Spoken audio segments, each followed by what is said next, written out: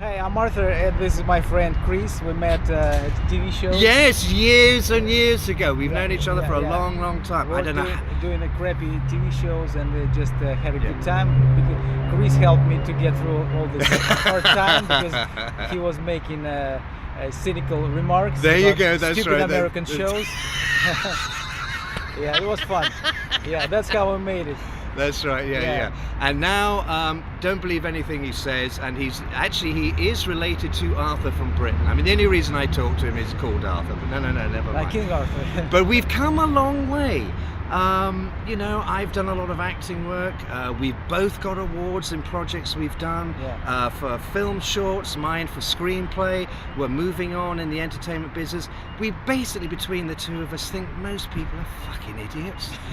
That's why most people, you know, we have very select friends. The people who like us really like us. The women who want to go out with us really want to go out with us. But anyway, Arthur's off to greener pastures. I wish him all the best. He will be free from political correctness, which is now the cancer of the world.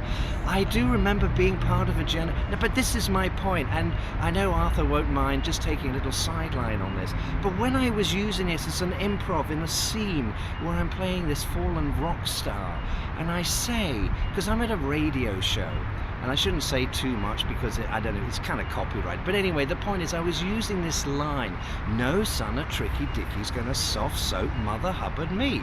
Money for rope, money for dope. Just give me some truth. Now, most normal people, or if you have a brain, or maybe if you're European, or if you literally, you know, I don't know, have your eyes like maybe a third open, would say, that rings a bell, that particular song. Now, if it doesn't, then I want to punch people out, because you and I, boys and girls, and Arthur here as well, we are so fucking sick and tired of people standing around John Starr and John Lennon's legacy and imagining. Yoko Ono, who's on her last legs, bless her, she's not giving up either. I really, you know, we need to go beyond Imagine. Yeah, all right, we're saying Imagine all this. Well, where the fuck is it? It's not around now. Yeah. That song was written a hell of a long time anymore. You know, Imagining's not, it just isn't fucking doing it. Now, if I get too, like, anal and snobby and all the rest of it and blah, blah, blah, who the fuck do I think I am? I will talk about a song called Tomorrow Never Knows from the Revolver album. And people look at me like I'd farted or was politically incorrect or, you know, didn't tell a woman how beautiful she was, so therefore she's going to sue me. You know, God forbid how anyone has sex anymore on this fucking planet. I mean, I made the joke where a woman looked at my crutch the other day. So what do I do now in today's world? Do I say, like a millennial, oh, I feel so violated, I'm going to sue you? Anyway, the point is, when I quoted this thing in this show I'm doing, nobody knew what the fuck it was. They thought it was rhyming slang. Oh, it's just Chris improvising. This is a major fucking landmark song from the man who basically changed the Earth's axis with a little help from three other brilliant men. John Lennon. Yeah, give me some truth. Over to Arthur. Yeah, but Chris actually comes from the era of Beatles. He was in England at the time, and he was a fan of Beatles, right? That's and right. He just attending the shows, and he wrote the script for the film about Beatles. And I hope he's going to make it. Well, it's not.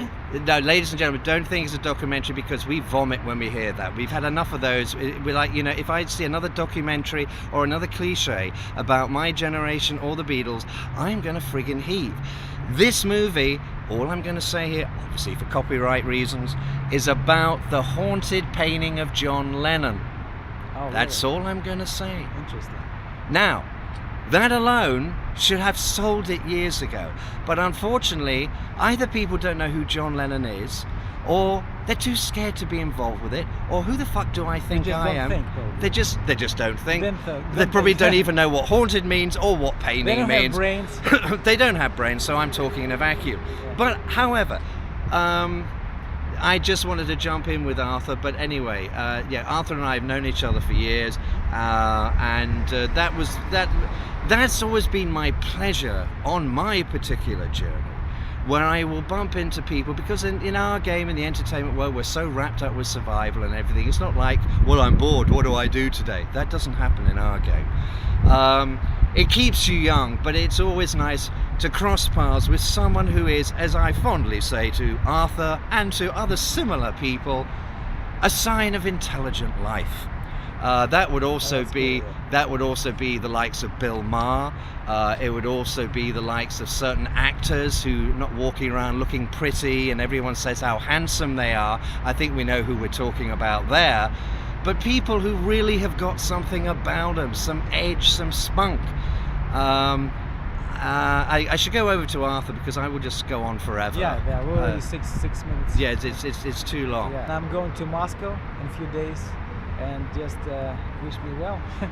Okay, this is now my point to wish you well. Okay, I've done that now. I've never been to Moscow, or as they say, Moscow over here, but things have changed. Again, we're forgetting from the past. Everyone's forgetting.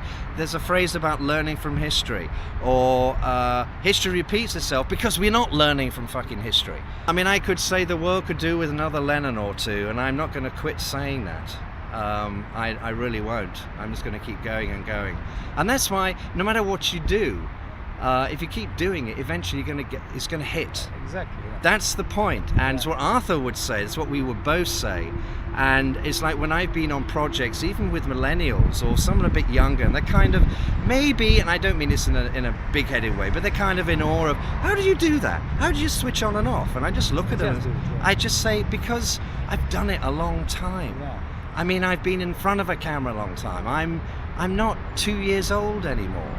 And you know, so we gotta wrap up right now. But we gotta wrap up. Yeah. So this is my good buddy Arthur, and I wish him all the best in I'm going to say Moscow. Yeah. And just you two who are watching this, a sign of intelligent life is a terrible thing to lose. So follow this man's journey.